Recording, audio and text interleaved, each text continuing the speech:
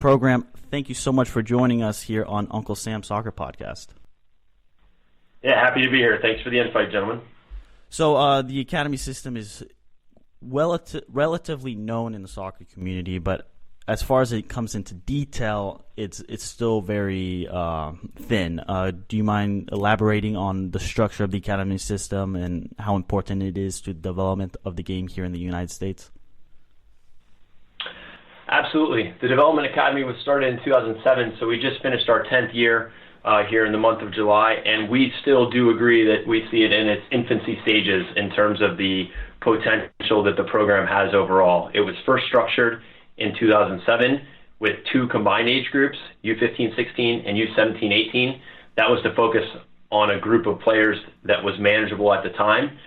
And as the academy has grown, both in its number of years and in the scope, the goal has been to increase the influence of the player development initiatives that exist within the academy and kind of the standards that exist that are based around player development. And over time, our goal has been to take it from the older age groups and drive that younger and ultimately drive it into Zone 1, which is what we call U12 and younger. So for the first time this past year, the academy had U12 programming in it, and now it has a pathway that has gone from U18 all the way to U12. And this coming year, we'll have 6 age groups, and that's been a long-term evolution of combined age groups to single age groups. So we'll start with U12 and have single age groups at U13, U14, and 15 as well. And then we'll have 2 combined age groups at U17 and U19. So how many youth are part of this program? This past year, we had just under 11,000 players that registered on the boys' side of the academy. We'll add 1 age group this year, so we'll see a slight influx in the number of boys. So we'll expect that number to be between 11 and 12,000 by the time the year is over. And we're launching a girls' development academy across 4 age groups. So we'll see an additional 5,600 to 6,000 players that will register there. So when you look at the academy program overall, and we see it as one program based on our player development initiatives and our standards, that program will have between 17,000 and 18,000 players this year. Hey Jared, Armand here. So what is the overall purpose of the academy system in the United States? The academy is a program that's run by the Federation. We have academy clubs that have applied and been accepted to be in the program. These clubs have a goal and an aspiration to develop players in their home markets. The program is the structure that allows them to do so, and the competition platform for them. And really, our Federation initiative is to help drive this player development initiative forward. And the clubs, in their everyday environment, are actually developing the players. They're the ones that are spending 4, 5, 6 days a week training the players and playing games on the weekend as part of our structure. But our goal is to provide them that framework and to support the clubs and impact the clubs, their everyday environment, so that they can develop world-class players. Now, you said it's in partnership with the Federation. Now, is the academy supposed to develop players for the national team, or is it just to develop players in general? So every player has his own or her own pathway. So I think there's no one and only specific goal. But if we talk about our mission, which is developing a world-class player, that world-class player is going to play for their respective national team, wherever that might be around the world. So in our case, yes, it is ultimately for the player that reaches the pinnacle to play for our senior national teams. And as part of the academy program, you have players that are playing for the youth national teams. Currently, when you look at a cycle of players in our youth national team from a year, we have currently 90% of players on our youth national team rosters that are members of academy clubs. So what we're seeing is that players are being driven to academy clubs based on the standards and the level. These clubs are doing a great job of developing the players. We're supplementing it with our youth national team program and our training center program, which is a talent identification program as well. And the goal is to drive these players together into one environment where they're playing with and against the best players, coached by the best players, and that's really helping them grow. So whatever the end goal is for that player, whether it be that they stop at the academy or they play post that either professionally or collegiately or eventually internationally, that's dependent on every player. But ultimately, the end goal would be a player that's come through the system that plays for the national team, like we have so many that we'll do tonight in our game in the Gold Cup.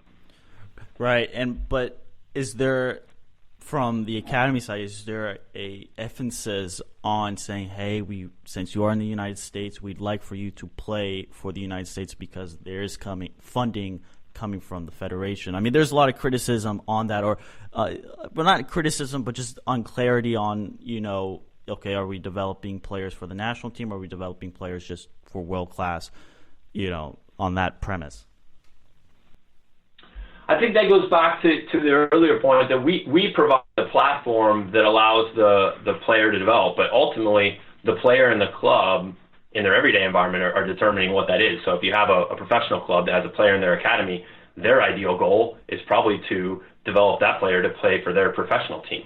That would be a normal pathway for any player around the world in a youth academy system that's connected to a pro team. So if you're talking about players in different countries, and obviously with it being a domestic-based program, a large majority of the players in the program are obviously going to be eligible for the U.S. team. It gets into a much larger discussion if you're talking about what factors that might exist for a player that's able to play internationally, and that just depends on the player's heritage and residency and et cetera. But there's a lot of FIFA and ITC rules that dictate where players can play, determining based on their nationality.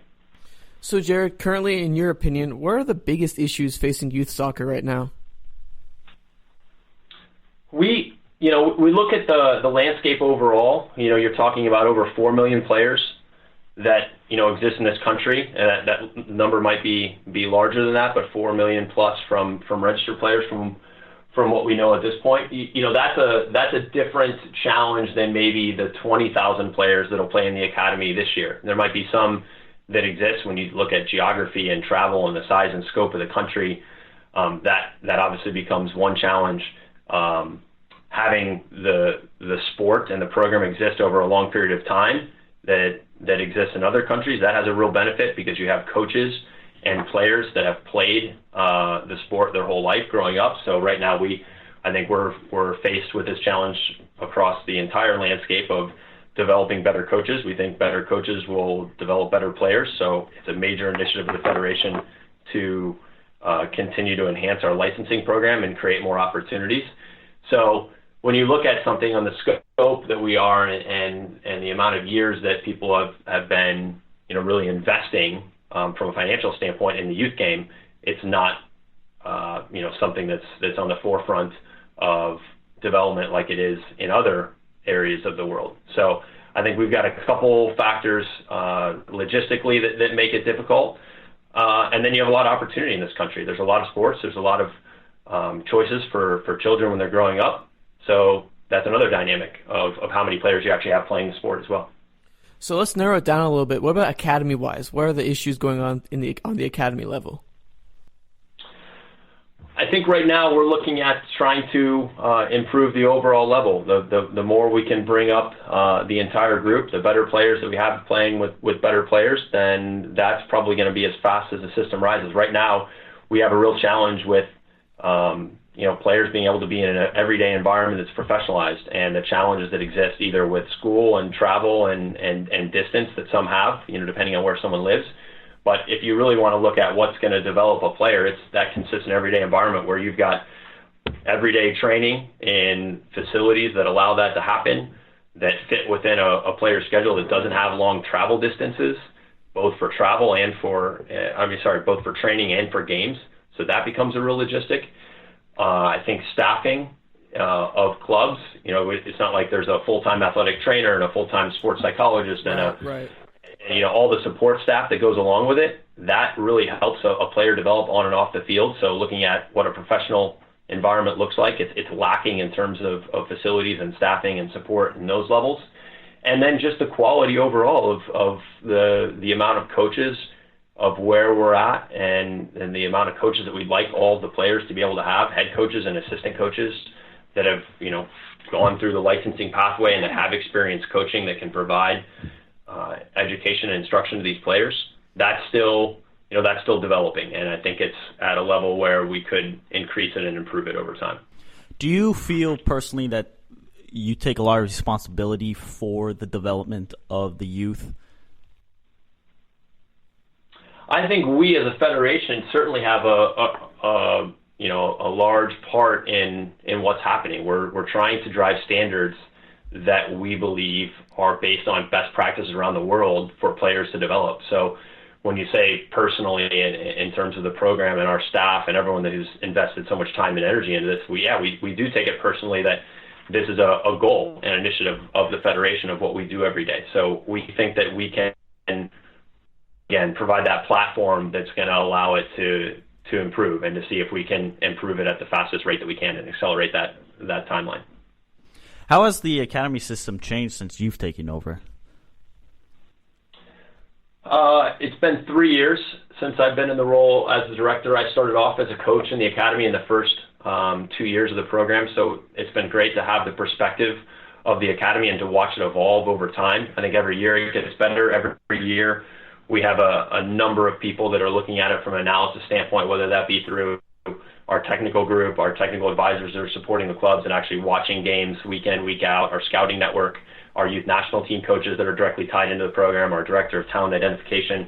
There's a number of people that are watching these games, and what we're doing and what's happened even more so in the last 3 years is we're trying to take all this analysis, the data that we get from video review and et cetera, to determine what it is that we need to prioritize as next steps. So in the last 3 years, I think you've seen a couple new initiatives, which has been to drive into Zone 1, so the establishment of a U12 program. We also split the U13 and 14 age groups to be single age because we felt that the development and maturation of youth male players during that 12 to 14 range was very wide ranging. So we wanted to help combat relative age effect and help bring an awareness to the fact that players are developing at different times at different ages. So having 12, 13, and 14, and now adding this year 15 single age, it's another big change. So the program's grown from 5,000 to 11,000 players in the last 3 years. And then most recently, the launch of a girls' academy based on 10 years of experience on the boys' side. We believe it's the right time, and we have the expertise and the knowledge. We're hiring staff specifically on the girls' side to launch this program. So in the last 3 years, you've seen a program in terms of numbers almost triple, and the initiatives that we've done in terms of supporting it and all the other aspects of analysis that I talked about that are really continuing to improve and increase, which it's given us greater insight into what we do next and how we structure the program to make it better every year. Absolutely. But an issue of the academy program has been, at least talked about in the media, especially by Tara Twellman, is the pay-to-play system. How is the academy addressing that pay-to-play issue that's been going on recently? That's a great question, and one that I didn't mention as a restraint earlier. And I think that depending on the club and the location, obviously the individuals playing, that is another challenge.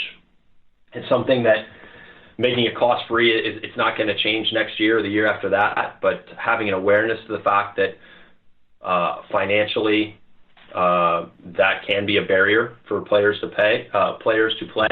So reducing that is extremely important to us. We supplement academy investment with a scholarship program that's available to any player that's part of the academy. They can apply for it at the beginning of the year, and we send that money to help supplement clubs with their cost of travel and training. So that's a program that we've invested over $400,000 in year after year. We'll continue to do that. We'll look to increase it through some gifts that we're receiving. We're actively fundraising for money for scholarships that we can turn around and put right back into players. In addition to that, we've encouraged clubs to bring down the cost for players within their club, and specifically with these academy players who have to travel. So we've seen an increased effort by clubs. We have over 20 clubs that are cost-free for the full pathway out of the 73 clubs that we had this past year. So that's obviously a start. The professional clubs are driving this in terms of not only their funding for this, but the additional resources they're offering, some of them with school-based programs or residencies. So that's been a real positive.